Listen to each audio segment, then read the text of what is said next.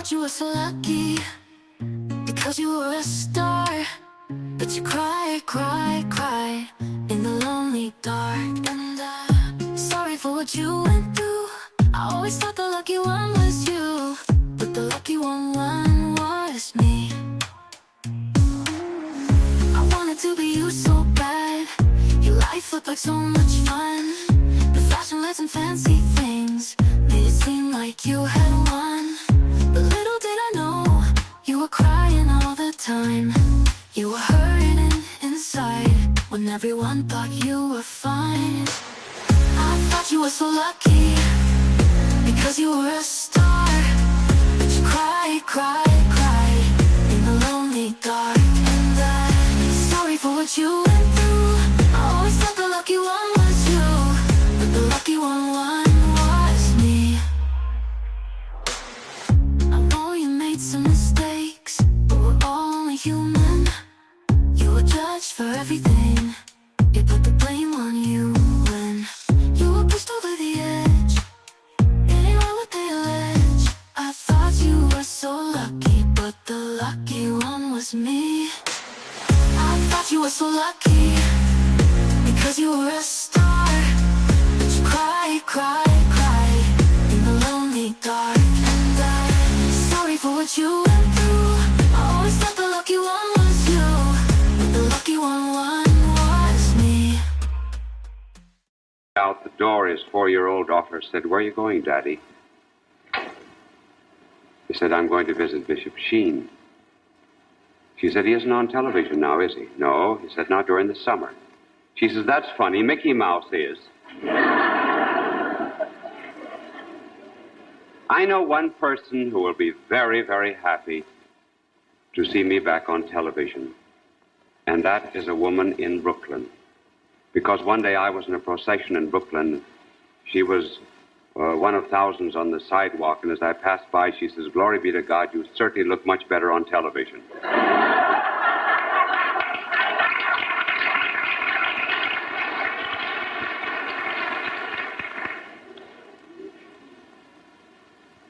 Well, during the past 5 years, we've been giving you subjects on philosophy, theology, art, science, psychology, psychiatry, social sciences, and so forth. We gathered them all into 4 volumes. Each year, we published a volume containing the various telecasts. And the last volume, that is to say, of last year's, is just now out. This is the 4th series. And my angel has finished reading all 4 because he got a pre-publication copy of last year, so he now has a B.S. degree, Bachelor of Sheen. He asked me to change the format this year, so this year we thought maybe you would be much more interested in hearing narratives and biographies. There's so many fictional and imaginative tales in the world. We thought that possibly you would like to hear some real stories of people who really and truly lived. And each week we will give you a different story. And tonight's the story of a playboy who heard the call of the desert. He was a great lover. Love is like a bird. You know, sometimes the bird is in the nest. When the bird is in the nest, his wings are confined and limited by that nest. And then at other times, the bird in the wing has the infinite horizons for his view. And sometimes the heart just rests in the nest of another creature, and at other times it's dissatisfied. And it seeks some great infinite love. And that's the story of the great lover of tonight, whose name perhaps you would like to know, first of all. He was a nobleman. He was born in the year 1858. His name, Charles de Foucault. 1858 was a very interesting year in the world. That was the year, just about that time, that Darwin published his Origin of Species. Marx, his Introduction to the Critique of Political Economy. Essay on Liberty was published by Mill. Apparition of Lourdes that time, too. And in a house in Strasbourg, the very house, incidentally, where for the first time was sung by its author, Roger de Lille, the Marseillaise, was born a child who was known as the Viscount Charles de Foucault. Traced his family back to the Crusades. His family fought with King St. Louis. He was a kind of a stubborn-looking little child, as is evident from some of his pictures.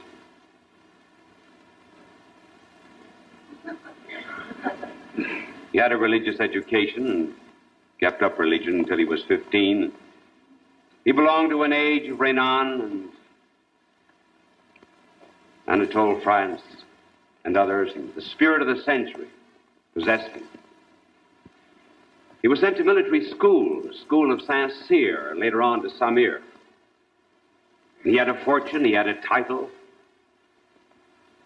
He very seldom collected his military salary because he had too much money of his own. He finished about last in his class at Saint-Cyr, and when he went to the cavalry school, he finished 87th in the class of 87. Did you ever hear about the boy who brought his report card home from school and he said to his daddy as he showed it to him, and the marks were very low, he said, "Dad, would you like me to go up in the attic and get some of your old report cards that I saw up there?" Well, that was the kind of report card that Charles de Foucault always brought home from school.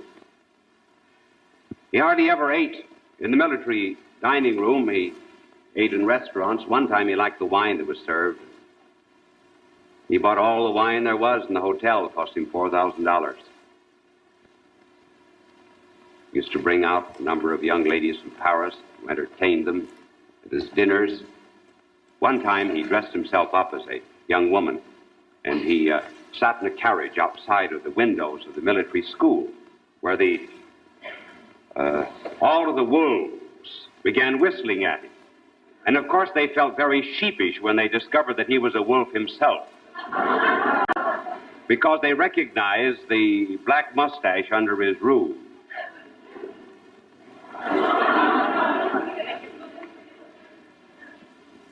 And then after he finished his military training, he was assigned briefly in France. And he gave a party one night for one of the girls that he liked best. It's too bad we do not know her name, just as we do not know the name of the young woman who figured in the life of Auguste. She's just simply known as Mimi. That's plain Mimi.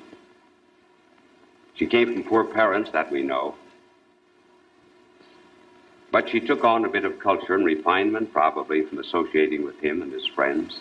One night he gave a party on the frozen river Meuse, and he had lanterns hanging from trees all about the river. And then, at a given signal, all of the lights were extinguished, save one. And that was the purple flame of a glowing punch bowl. And some of his friends then pushed across the ice on a sled that was disguised to look like a swan. They pushed across the ice, clothed in sables and silks, Mimi. And the Viscount raised his glass and toasted the honorary colonel of the 4th Hussars, the Queen of the Ice, Mimi. Colonel heard about it. The colonel gave a party. Viscount though he was, he did not invite Charles de Foucault. When the party of the colonel was over, it was raining heavily. And the colonel tried to get some carriages outside to take his guests home. And what was strange about it was all of the carriages went clippity-clop past the house of the colonel, not one single carriage stopping.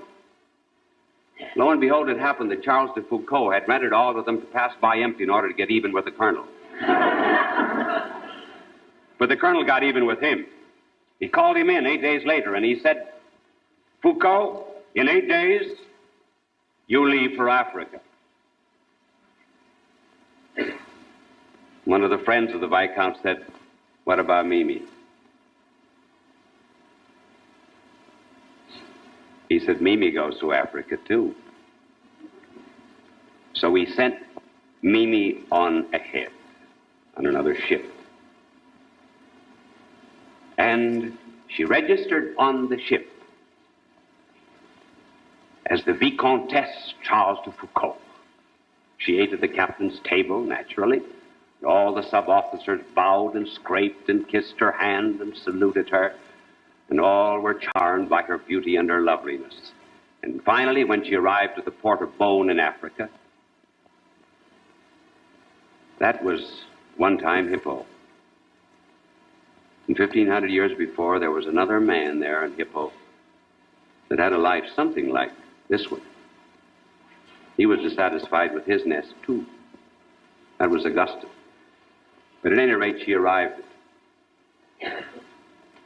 at Beaune, and she was met there by military officers, by the mayor of the city, and by other officials who saluted her as the Viscountess, took her to a hotel where a banquet was served, and then some time later came on the ship with the other officers and the wives of the other officers, and lo and behold, it was discovered through the wives of the other officers that she was not at all the Viscountess de Foucault, that she was just plain Mimi. And women have a habit, you know, of gathering up their skirts and just leaving someone behind. But Mimi and Charles laughed. He didn't mind, neither did she. And then he was sent into the desert maneuvers. That did something to him. I was in the Sahara once. It's a curious place. You look up, the stars seem so close that you almost feel that you could reach up and just pluck them right out of the sky. You become tremendously impressed with the nothingness of man, with the sovereignty of God, in the face of this great, vast waste. And he was affected by it. He loved the Berbers. He began to love Arabic. And he came back from his maneuvers, and the colonel called him in. And he said, Foucault, you have a woman here with you, is not your wife. I'm going to report you tomorrow to Paris. Foucault said, why wait until tomorrow? Report today. I resign. So he and Mimi left, went back to France, Paris, then they went to Evian. And when they went to Evian, Charles felt the call of the desert. And he began studying Arabic intensely, and Hebrew, and also the language of the Berbers. Well, Mimi didn't like to see Charles all the time with his nose stuck in a book. She got a bit tired of him. He got tired of her. So he paid her off just at the time that she found another patron, and poor Mimi disappears. We never hear of her again.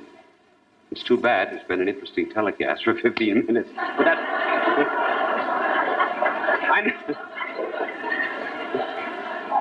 I know you'd like me to go on and tell more about Mimi, but that's all I know about Mimi.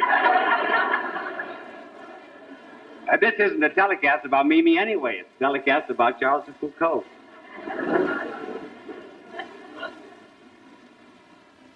Well, his life changes.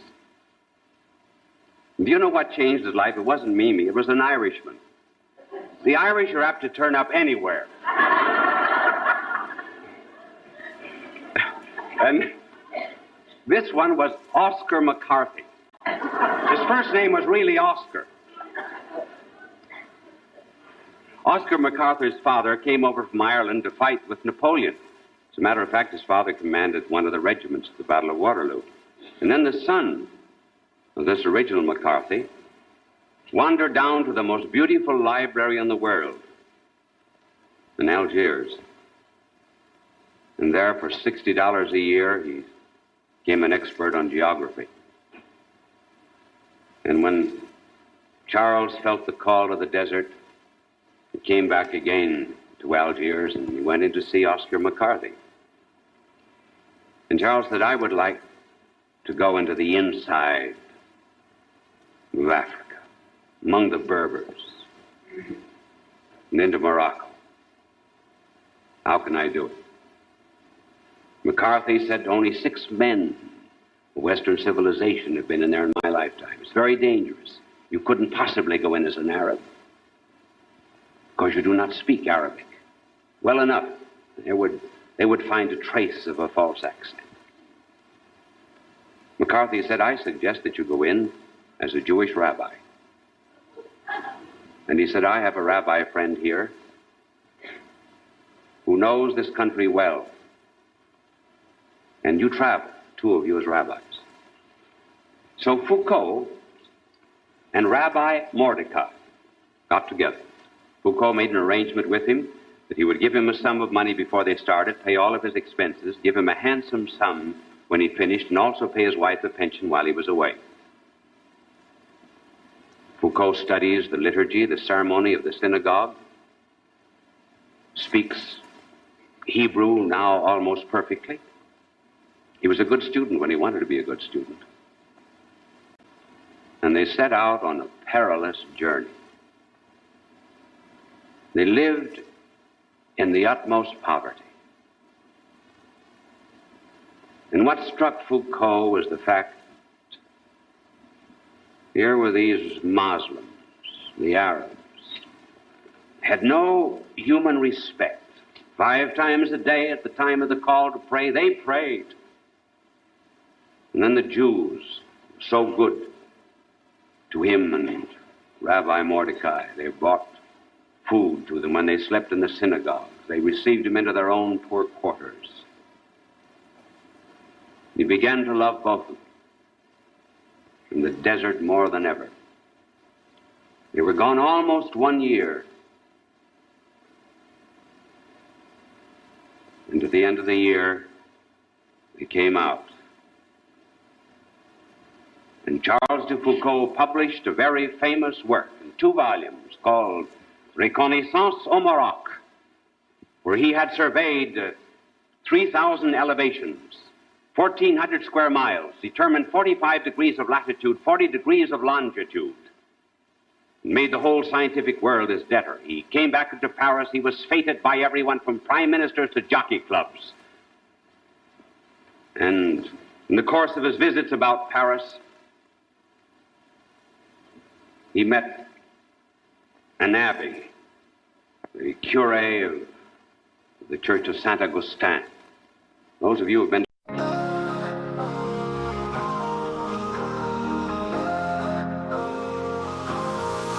I don't care what it takes, nothing will come in my way.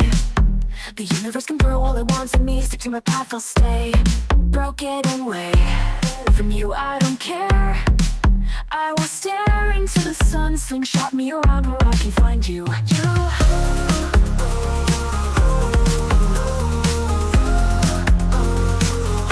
Will be a record breaker. Space itself is no limit for me. I will be your survivor. Just hold on, please wait for me. I will be a record breaker. Space itself is no limit for me. I will be your survivor. Just hold on, please wait for me. With the cosmos in my way, I don't care what they say. Supernovae and black holes, get out of my way. At the speed of light, I'm searching for you. In the moments to come, I'll break the boundaries for you. For you. I don't care what it takes, nothing will come in my way. The universe can throw all it wants at me, stick to my path, I'll stay. Broken away from you, I don't care. I will stare into the sun, slingshot me around where I can find you. I'll be a record breaker. Space itself is no limit for me. I'll be your survivor. Just please wait for me.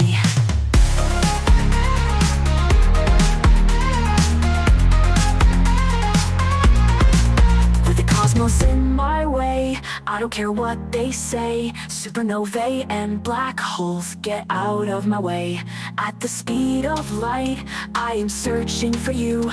In the moments to come, I'll break the boundaries for you. For you, I will be your record breaker. Space itself is no limit for me. I will be your survivor, just hold on, please wait for me. I will be your record breaker. Space itself is no limit for me. I will be your survivor, just hold on, please wait for me. With the cosmos in my way, I don't care what they say. Supernovae and black holes, get out of my way. At the speed of light, I'm searching for you. In the moments to come, I'll break the boundaries for you. For you, I'll be a record breaker. Space itself is no limit for me. I'll be your survivor.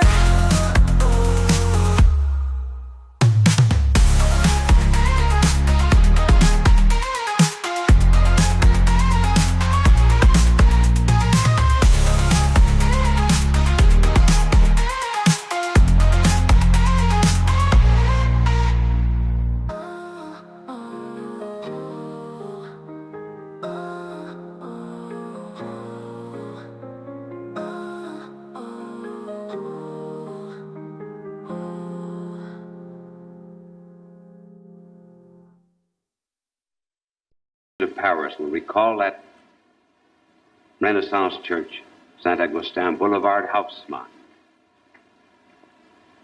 And this poor abbé was the kind of man that suffered a great deal, continuously, as a matter of fact. But it gave him that queer kind of wisdom that really comes from suffering. And Charles de Foucault met him one day, and he said, "What makes you so happy?" He said, "Because I never seek my own pleasure," said the abbé. And one night Charles came in from a party. He was still in his white tie and tails, silk cloak, silk hat, paced the floor. His wings wanted the air. Dissatisfied with his nest, and he went to the church of Saint Augustin. He rapped the church door, the confessional door of Abbé Houblin. And he says, "Abbé, come out. I would like to talk to you." Abbé Houblin says, "You come in. I would like to talk to you." And it was 14 years since Charles Foucault had made a confession. He had the faith that was covered up with the cinders, the clinkers that come with all kinds of false pleasures. By that act of humility, all the clinkers disappeared. And from then on, he was totalitarian. As he'd gone to one extreme of being the playboy of Paris, from now on, he would go to the other extreme. It's now the time when the world is beginning to know something about totalitarianism. Men follow communism simply because they're sick and tired of a false milk and water liberalism. They want something into which to put their teeth, something that calls for engagement, consecration, dedication. The whole self must be given and surrendered. And rather than give it to a false absolute, Charles de Foucault now decides to give himself utterly and absolutely, as a bird on the wing, to the true absolute. And he knocks at the Trappist monastery door.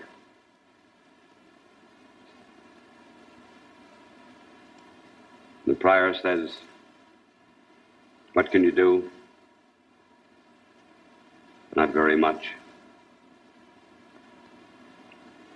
"Read?" "A little." Swept floors for 2 years. But the desert called him, and he asked to be transferred to another Trappist monastery in Akbez, Syria, so he would be closer to the desert. He went there, and in those days, still, you know, the Trappists never eat meat, fish, or eggs. And in those days, they never cooked the vegetables that they had. in butter. Foucault was growing discontent with the Trappist rule. It was not strict enough. He said, the good Lord traveled third class. Why should I travel first class? But the church thought the Trappists were too strict. At that particular time, the church told the Trappists to cook their food in butter. Well, when Foucault heard that, that was too much. He said, here we are on the downgrade. What's going to happen to us? Where are we going to end? Today butter, tomorrow what? Why, he says, that means so much less for the poor. And so he began writing out a rule of life that he would like to follow, in which there would be absolute poverty. And he wrote in his notebook, I must be prepared to die a martyr, to be thrown in a ditch, killed painfully, brutally, unmercifully. That I must be prepared for. Then he wandered around Nazareth and the Holy Land for a while. And finally, he went into the desert. He was ordained at 42. Then went first to Ben Abez. You'll see it sometime if you look at a map. That's a cue for the cameraman, incidentally. Where's my little map? There it is. It's coming. There it is, right there. That's it. There it is. Well, he went first, you see, down to Ben Abez, and then all the way down. That was a quick journey. All the way down to Tamaracet. And here he lived in a little mud hut that he built. Had only one room. His robe was white, had a cross on the side of it, a red cross. And here this Charles de Foucault, as you see him in the robe, he used to take care of the poor, the sick, the lame, the blind. This was now the playboy, the hermit in the desert. He gave needles to the women, seeds to the men, gave clothing. He took care of those who were suffering from malaria, typhus, and other diseases of the desert. He bought and redeemed slaves that were in the hands of some of the Muslims, and then set them free. And at night, 1 hour, 2 hours of sleep, all the rest dedicated to prayer. Just that. And he did. Also, a dictionary for the people that he loved. A 700-page dictionary. And one night, he had come to the word Matamal, in the language of the desert. And he wrote the words slowly. Matamal. And then translated into French. To kill. There was a knock at the door. Who's there? Almadian, one of the men whom he had aided for years. Almadian said, I have some mail for you. And the hermit reached out his hand. Almadian grabbed it. 40 men grabbed him. And they pulled him out of his hut. And they threw him into a ditch. And they beat him, and then they put a gun to his temple. And he who said he must be prepared to die a martyr's death now died. Now died that way. Sometime later, the French soldiers found him there and found a monstrance with a host on the inside. The Lord had suffered the same lot as himself. And then he was buried there, and then taken out of the grave, and buried farther north in the desert at El Golea. As the priest was preaching the sermon, he had on exactly the same costume as Foucault. He looked down and he saw a woman who was dressed exactly like Foucault too, and he spoke to her. Why are you dressed that way? And lo and behold, it developed that the two of them, unknown to one another, had found the rule of Charles de Foucault, and both of them had founded a community to live by absolute poverty. There are 200 men and women in the world, some in Africa, some in the Sahara, some in France, some here in America, who are living by the rule of the playboy who became a saint. Which proves that it does not take much time to make a saint. It takes only much love.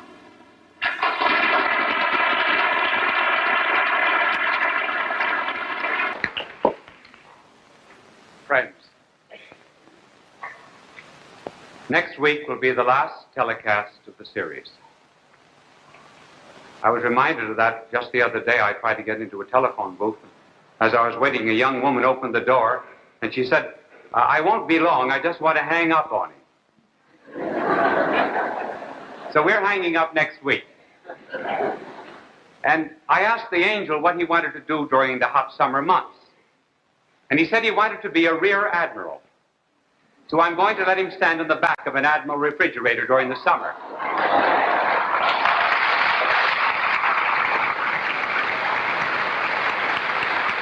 We received an interesting letter from a mother in Cincinnati who told us about her daughter, Patricia. And she was downtown, the 6-year-old daughter. And she said, "Oh, Mother, today is Bishop Sheen's birthday." Well, how do you know it's Bishop Sheen's birthday? Well, she said, "Look at all the flags with the crosses on them. They're out for him. They happen to be Red Cross flags." Well, Patricia, I have a birthday in May, but I want to tell you that the difference between a man and a woman having a birthday is that the man always takes the day off on his birthday. A woman takes a year off.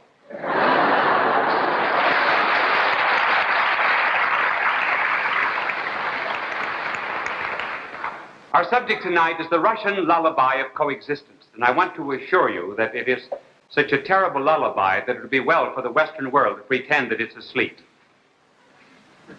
Now, what is coexistence? Well, can you imagine some young man, tall, dark, and has some money,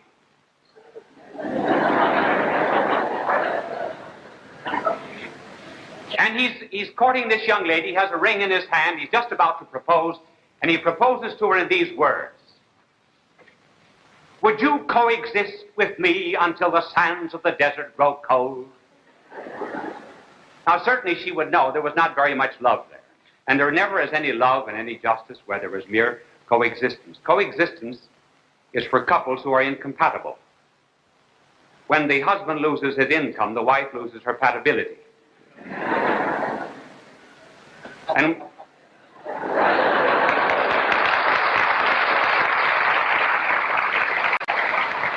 that was kind of slow, Fred. And just imagine somebody came to you seeking lodgings. And he had a number of letters of recommendation that he was a man of peace and believed in coexistence. And he had letters from 418 professors, all professional signers, too. And letters from a few ex-officials of the State Department and 2 or 3 scientists, all recommending him. And then you make an investigation to find out if he's really a man of peace. And you make inquiries where he lived before. And you go down a 1 block and you find out that there are a number of houses. These are houses. Aren't you glad I told you? And as you make an investigation, you find out that here he violated the daughter of the house, here he stole the wife, here he kidnapped the baby, and here he stole the jewels. And in each and every instance, he said that he was liberating the daughter, the wife, the baby, and the jewels. Well, you would question whether or not he was a man of peace. Now then, suppose Soviet Russia comes to us, pleads for coexistence. Well, we must not listen to the talk or letters of recommendation. We must find out how Russia lived in the past. Now, here are just some promises of coexistence, which we will look at very quickly. There are many others, but we have to pass them over. In 1926, there was a Lithuanian non-aggression pact with the Soviets. They promised peaceful coexistence. In 1940, the Soviets annexed Lithuania, called it liberation. In 1932, coexistence, non-aggression pact with Latvia. 1940, annexed Latvia. 1932, Polish non-aggression pact of coexistence. 1939, seized Poland. 1939, peaceful coexistence with Estonia. 1939, seized it. 1933, Litvinov Agreement. Litvinov promised President Roosevelt that the Soviets would not start any communist parties in the United States. 1934, they began infiltrating into the government. So that we should ask ourselves if they are really sincere. Are we as naive as the woman who thinks she looks as beautiful as other women say she looks? Have we forgotten that as people lose faith, they begin to put their trust in staffs that pierce their hand? Remember the old fable of the wolf and the lamb. The wolf promised coexistence with the lamb and said, I will be good to you. And coexistence ended in uni-existence as the wolf swallowed the lamb. And that's the meaning of communist coexistence, uni-existence, existence only for the Soviets. I know the answer of those who say that, well, all this is past, and we must remake a new world. All this is water under the bridge. Let's not cry over spilt milk. Very well. Let's not cry over spilt milk, but let's find out who's breaking the jugs. And certainly throughout the world, the Soviets are doing that. Now that brings up the question, why do they want coexistence? And why do some in America want it? First of all, why do they want it? Here is a very interesting statement of Stalin. It was made in 1927. We cannot forget the saying of Lenin to the effect that a great deal depends on whether we succeed in delaying the war with the capitalistic countries, which is inevitable. It may be delayed either, one, until the proletariat revolution ripens in Europe, two, until colonial revolutions come fully to a head, three, until the capitalistic countries fight among themselves over the division of the colonies. Therefore, the maintenance of peaceful relations with capitalistic countries is an obligatory task for us. The basis of our relations with capitalistic countries consists in admitting the coexistence of two opposed systems. In other words, coexistence until they can take over the world. Now let us see why coexistence is wanted. Not because we believe in peace rooted in justice. The foundation of the desire for coexistence is fear.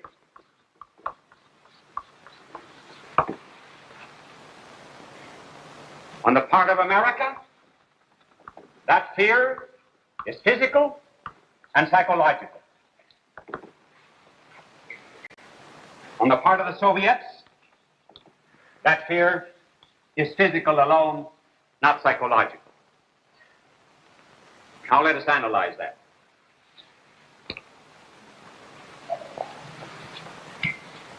We want harmony, we want peace, simply because we are human beings. We are not imperialistic. We want to live in concord with ourselves and with the world, but also because we fear the terrible effects of a Third World War. I need not develop that any further. That is very obvious. So let us pass on to psychological fear. In addition to this dread that all of us have of an atomic warfare, with the possible effect of creating the next generation of neurotics, in addition to that, we are living in psychological fear. Sometimes the way newscasts are given, the way news is presented, is to heighten our fear. And then in addition to that, though these are trivial things, nevertheless the cumulative effect is great, so that we're constantly reading and hearing over the radio and television and seeing in the press such warnings as these. Have you looked at your toothbrush lately? Are you only 3/4 safe?